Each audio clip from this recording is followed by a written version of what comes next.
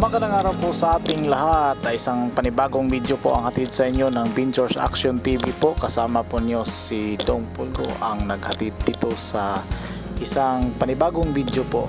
Dito po tayo ngayon sa istansya. Ang istansya po ay sakop po ng Iloilo, no? So bago po tayo lumabas ng Iloilo ay gagawa muna tayo ng documentation. Maikling documentation lang po at para naman may remembrance tayo sa lugar na ating napuntahan.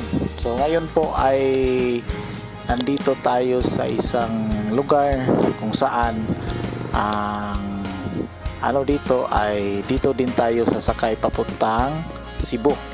Kasi po ay papunta pa po tayo sa Katarman, ang destinasyon natin. So hindi pa man tayo nakasakay ng barko dahil kumukuha pa tayo ng mga clearance doon sa Coast Guard.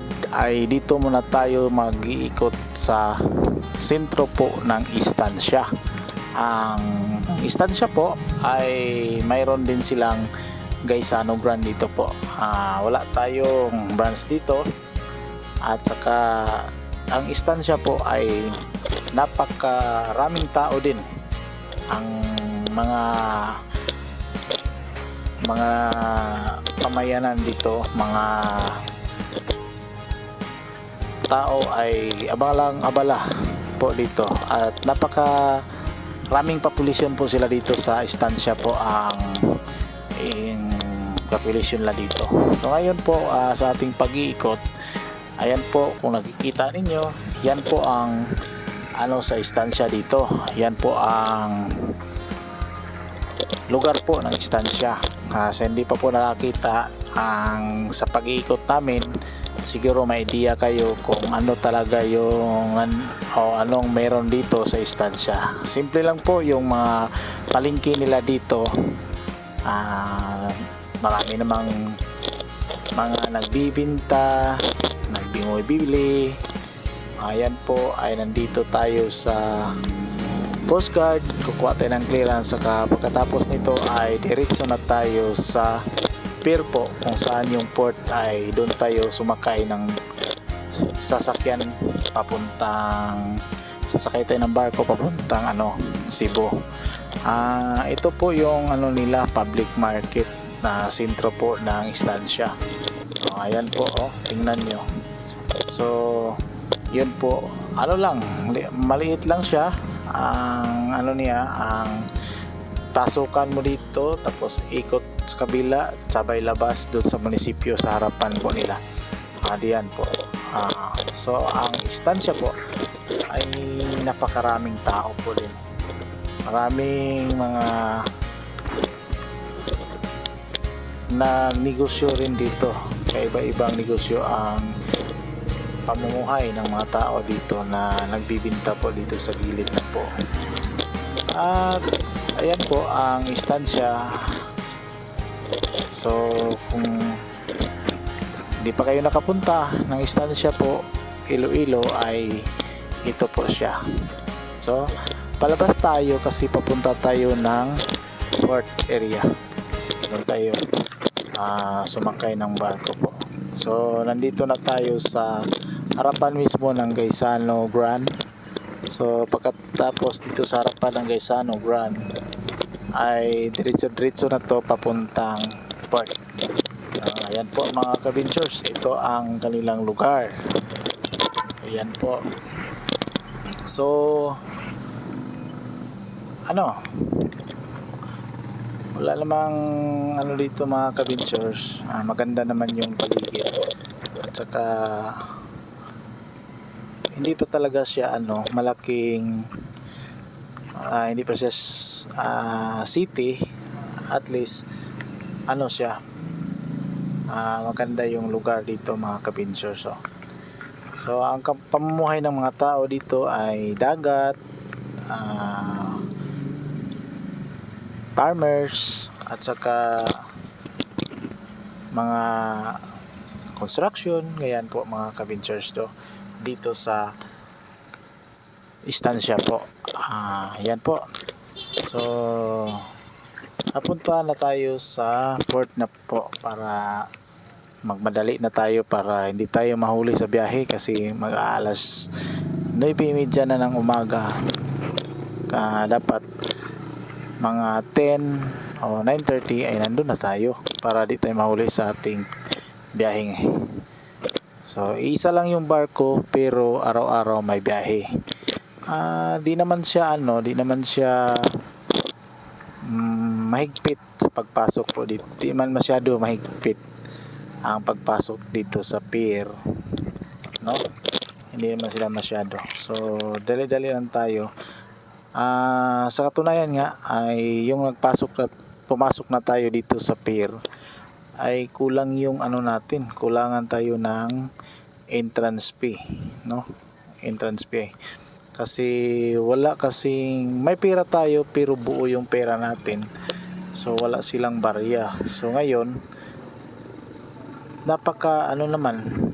hindi naman sila stricto. Ayan, nakapasok na tayo sa taas ng barko, nakapag-issue na silang ticket. Magbabayad na lang tayo doon sa itaas ng barko kasi wala man silang opisina dito talaga. Inisyon ka lang ng ticket tapos punta ka doon sa taas. Doon ang resibo para magbayad tayo sa ating paglalakbay. So mga Kabinchers Action TV ay samantalang umalis muna ako dito sa aking kinatatayuan. Kasama ko yung checker ng barko po. Ayan po. Si Manong Kuya. Ayan, papunta na tayo at magbabayad na tayo sa taas ng barko. Ayan po mga Kabinchers, nandito na tayo sa taas at hinahanap-hanap natin yung saan magbayad. So ipasok tayo dito sa passengers lounge, pero pala ko dito na magbayad, dito pala sa taas. Dito pala. No, ayan. Sa pagdating natin dito sa taas ay muna tayo, tumatanaw tayo dito sa labas kasi napakagandang tingnan muna ang paligid. Ayan po ang paligid ng port ng Estancia Port dito sa Iloilo North. So nakikita natin yung dito nila, yung paligid ng Iloilo Port. At saka dito lang ako sa taas, nandito na yung cashier. Magbabayad na tayo bago tayo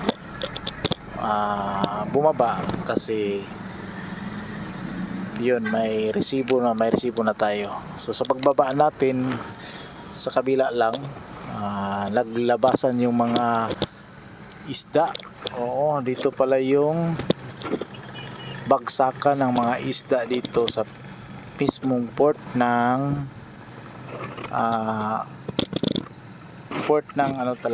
ng pier nila. Dito naglabasan yung mga isda, ang dami.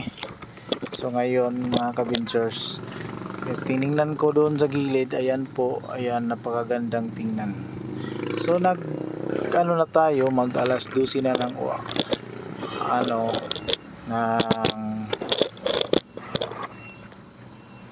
alas 12 na po at mainit at medyo nakaramdam tayo ng malakas na ulan at medyo nafe-feel natin yung panahon na parang umaalon ang ating sinasakyan, parang nakalog tayo dito sa ating sinasakyan kasi malakas talaga ang alon dito banda sa mga oras na to. So malayo-layo pa, hindi pa tayo nangalahati at sabi pa nila ay dadaan ito sa Sagay Negros Port. So ayan po, at medyo naghigpit sila ng tali sa mga sasakyan dito kasi medyo malakas na ang alon ng dagat. So ayan po ang unahan po ng barko ng ating sinasakyan. So punong-puno ay yung barko sa mga sasakyan at marami ding tao. Ayan po, mga 5:45 ng hapon na kami lagpas kalahati na. Medyo makulimlim na yung panahon at malapit na rin kaming dumuong ng Cebu. Pero sa oras na to ay hindi pa kami nakaduong. Pero ayan, nagbabadya na naman ang pagulan. So medyo wala ng alon. Ano na lang, parang gabi na. Ayan, abot na kami ng Danao. Nandito na kami sa Danao. Sipo-sipi na.